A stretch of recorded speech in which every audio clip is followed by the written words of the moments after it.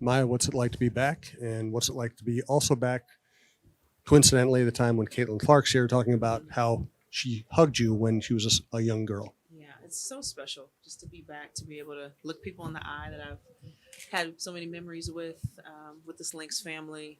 Um, Last night, being able to celebrate with Simone and Taj, and we did a Pack the Vote event last night too, just connecting with the community in that way. So just all the things that I love, the people and just the causes that we pour ourselves into. So it just felt like a perfect welcome back.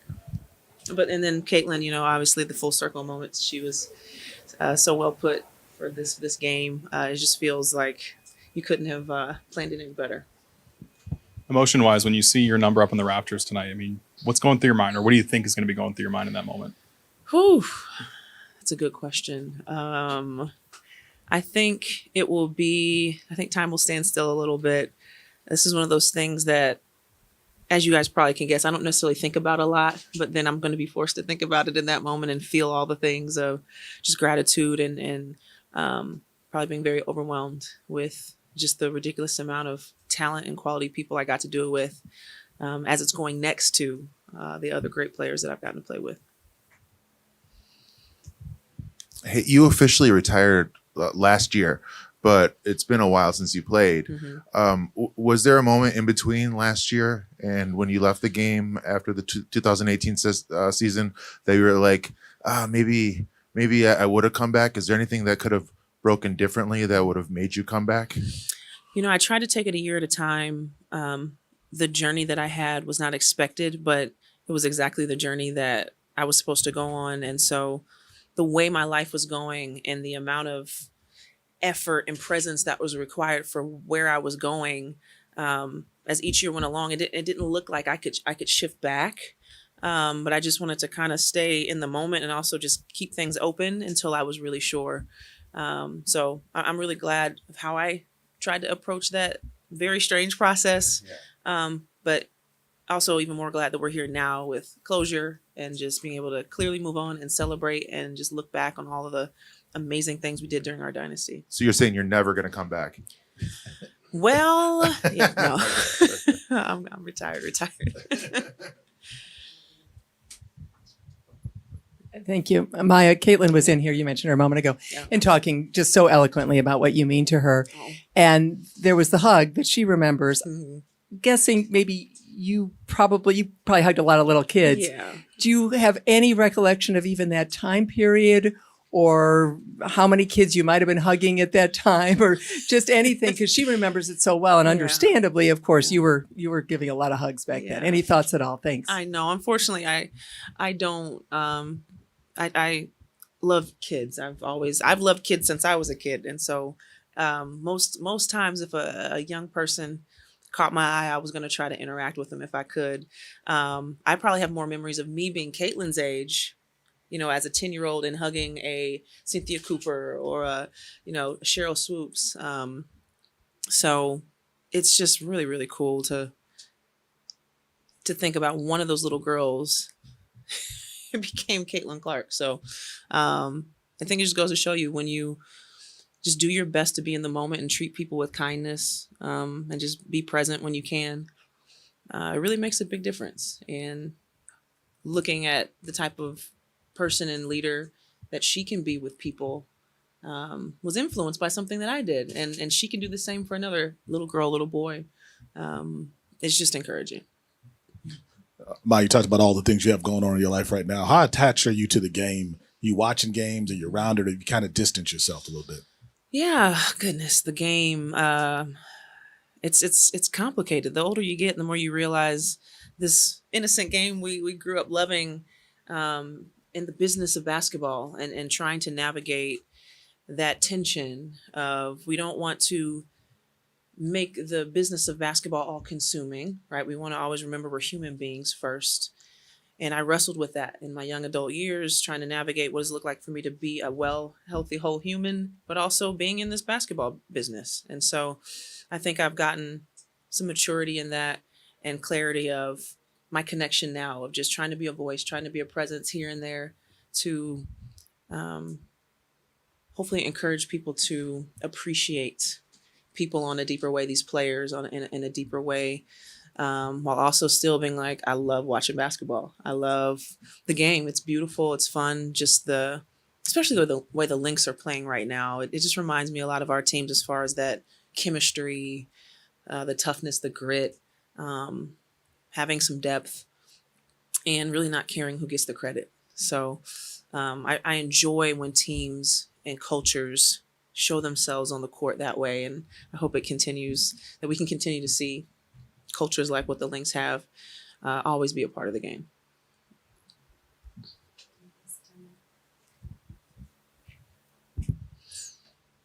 Yeah, Maya. Tonight's sponsored by Jordan Brand. Yeah. Just wanted to talk about, being the first female, on Jordan Brand, what that meant to you, that relationship throughout your career as well.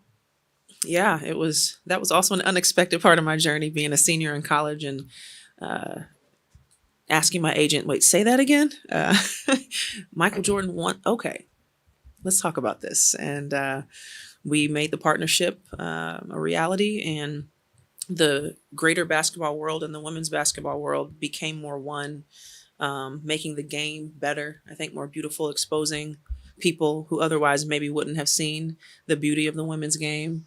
And just, I think overall, speaking to dignifying, valuing, honoring women.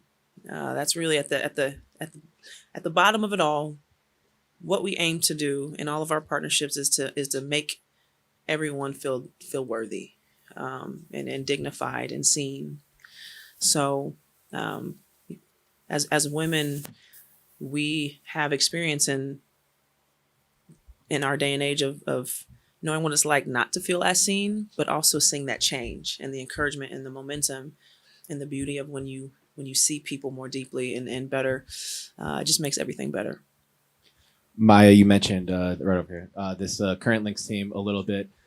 Fellow Lynx from Jefferson City, Missouri, Nafisa Collier had a heck of a game last night. Yeah, she did. Career high in rebounds. Whew. What have your impressions of Fee been Yeah.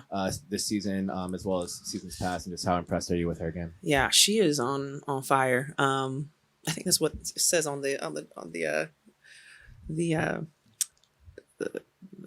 what is that thing called? The what? Yes, in the middle of the arena. The scoreboard. Thank you. Complicated word. On the scoreboard, it says Fee's on fire. Like, that is such an accurate way, because she's just, you can tell she's got that fire and bouncing her step. She's in her groove, in her element, and she can do so many things well. And she doesn't care. Like, she doesn't care who gets the credit. Like, she was rolling there for a minute.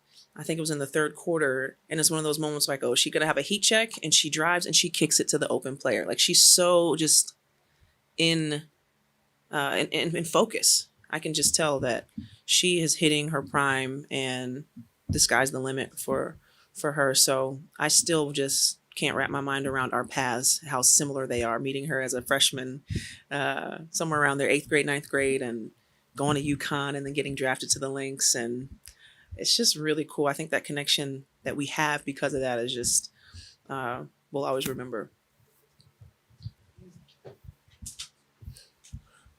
Maya, what are the chances that we one day see Coach Maya, GM Maya, team owner Maya somewhere? I mean, what are the chances you have another official role in the WNBA at some point?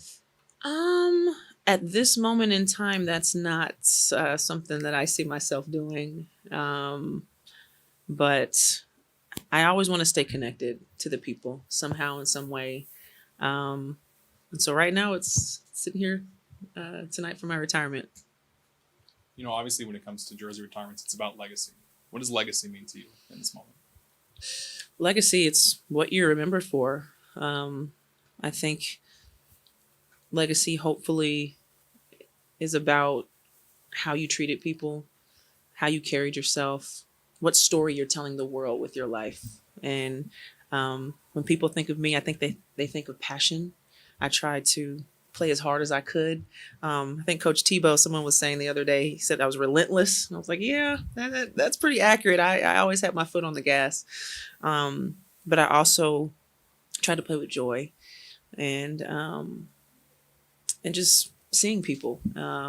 celebrating the rookie that just got barely on the team to saying hey to the fans that have disabilities that show up every day for us, taking the time before every game to high five them, using my voice and my platform to shine a light on people that might not have a light on them. But I also worked my tail off, right? Like, I feel like I tried to leave it all out there and role model what it looks like to just grind every day, but do it with joy. So you add that into all the other greatness that I had around me, and you get what we got.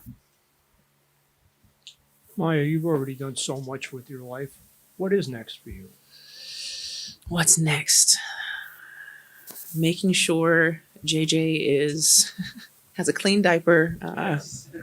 Mom life, wife, mom, rooted in my community. You know, so many of us don't live this life of being on planes and out of a suitcase, where we do the hard work of just being a member of our community, of our family. And so I'm looking forward to actually taking the wonderful culture and lessons I've learned from being a pro and bringing that to my people that I actually know and do life with, whether that's being a more engaged citizen, helping to shine a light on the teammates in my community that don't have a light on them, taking care of myself, making sure I'm well and healthy, and but I just definitely enjoying being a mom of a toddler right now and just establishing our family rhythm. You know, my husband and I have been married for 4 years and celebrate our anniversary last year, 4 years, and so we're working hard at figuring that out, because that's not easy. If any of y'all are married, say woot woot. It's a lot of work to establish a system of a family, and so that's something I'm enjoying a lot right now. And there's probably some more books in my husband and I. There's just ways we want to vision cast and inspire people with our story. So there's just countless ways that we can continue on kind of the same things y'all were seeing with the off the court stuff, just without me on the court. So I'm excited to see what that looks like. You had so many amazing moments as a Lynx team member. Yeah. Does one moment stand out as maybe one of your favorites, whether first game, last game? Can't first make me choose last one. period? Top three. Thank you. Gosh, the pressure of one. I mean, the shot, hitting that 1.7 seconds. Coach subs weigh in, even though she's hurt. Throw me the perfect pass. Sills causing attention down low. Indiana fans are losing their minds. All you see in that picture is just the fans just speechless as the shot is going up, and then the pump fake, one dribble right, goes up. All I remember is it was so eerily quiet after the shot went in, and then Rebecca hugging me, and I'm like, oh, back to life. What happened? Did it count? Even though I knew it, I got it off, but we had to take that minute to figure out if it counted, and that was a memory. You don't get many opportunities to hit shots like those, and I think in 2016 when we had our press conference to say change starts with us, and just the catalyst that time was for the culture of sports that we didn't realize was going to be such a catalyst. And also just in 2017, winning at the U of M, and what a grind that series was, and watching Sil get MVP again. And it was so fun. That was we knew Way was getting close to the end for her, and that was really satisfying too. So my top three. Thanks. You have time for one final question. This will complete the starting five of that 2017 team, all being in the Raptors forever. The only one who's still really here on the court is Coach Reeve. Yeah. What is your relationship with Coach Reeve since you've left the team? Have you stayed in touch at all?